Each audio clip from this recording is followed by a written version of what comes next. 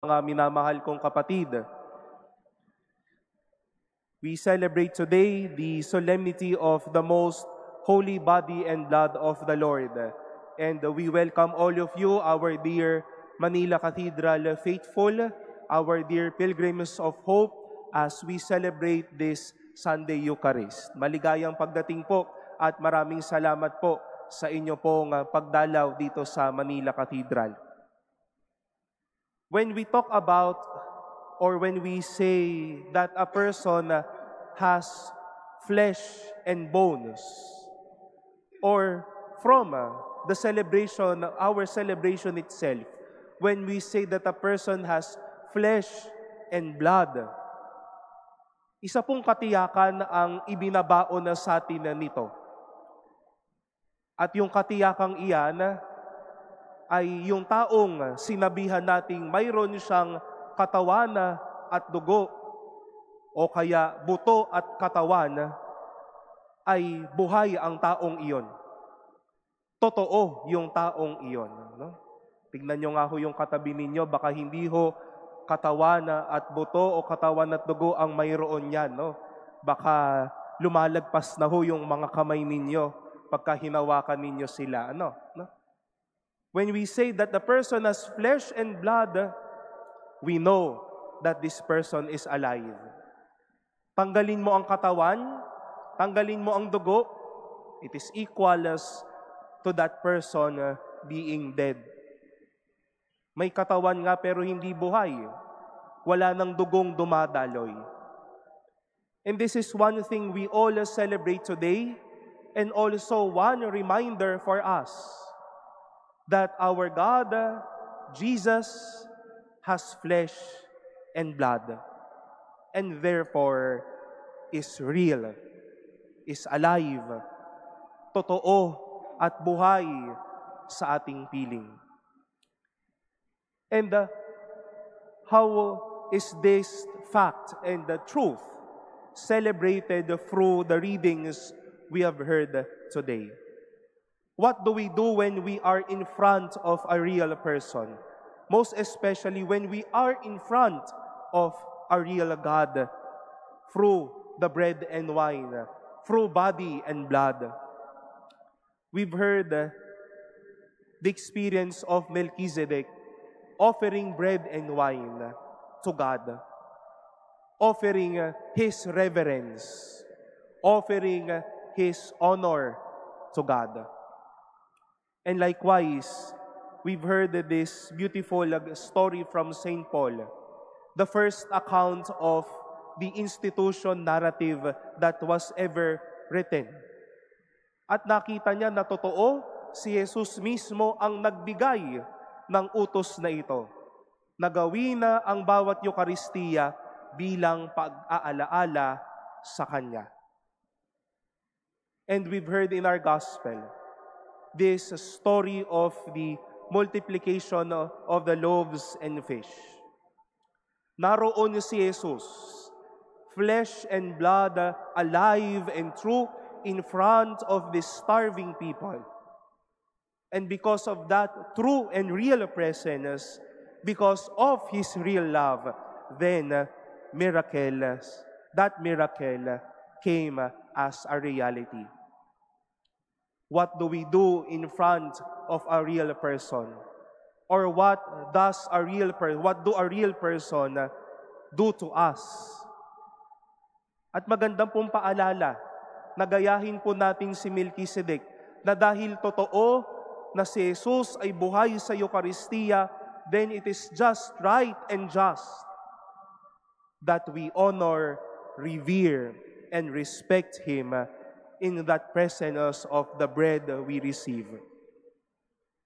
Alam naman po natin ang nangyayari ngayon. Kabataan, mga matatanda, may alam kahit kaunti ang laman.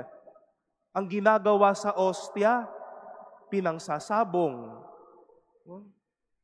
Ang ginagawa sa ostya, marahil itinatago na dapat hindi naman. Or whenever we pass by the adoration chapel, or whenever someone or a community is celebrating the Eucharist, May mga tao, ayan, sige, harurot ng sasakyan, magpapatugtog ng kung ano-ano. Dadaanan na lamang ang simbahan, parang wala lang. In front of us is a real person, a real God present in our midst. And it is just right and just that we express our respect, our reverence to this most sacred sacrament. But more than us expressing this reverence, because what we receive, what we will be seeing later is real presence, then we all know that He wishes to hand on something to us. To always do this celebration in memory of Him. Naalalahanin natin si Jesus, paalalahanan tayo ng madaming ginawa ng Diyos sa buhay na ito. For us to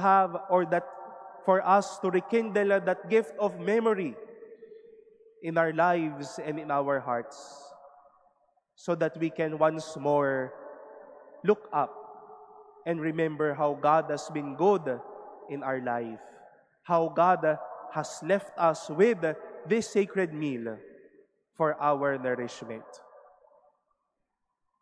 And more than reminding us,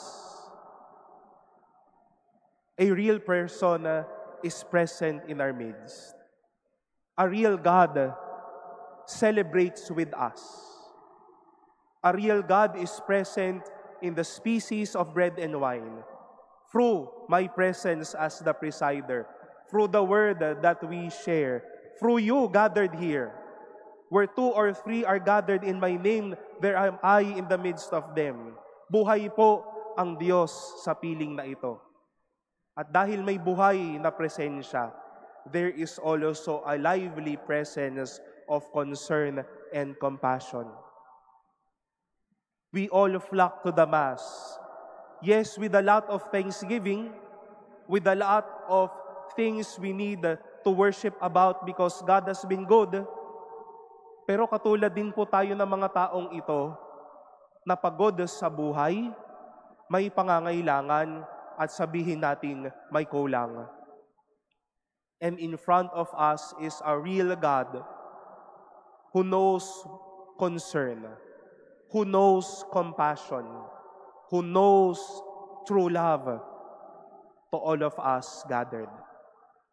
At dahil may totoong tao, may totoong pakiramdam, may totoong pananagutan sa atin. Kaya ang kulang, harinawa, maging milagro. Ang wala, magkaroon. To what seems to be nothing, there may be plenty. My beloved brothers and sisters, we celebrate this feast day for us to be reminded that what you receive is real. Hindi lamang po yan maliit na ostya na tila sasabihin natin kalabit lamang ng gutom na kinakailangan natin. It is real. It needs your reverence and respect. But more than those, it wishes you to teach great things in life.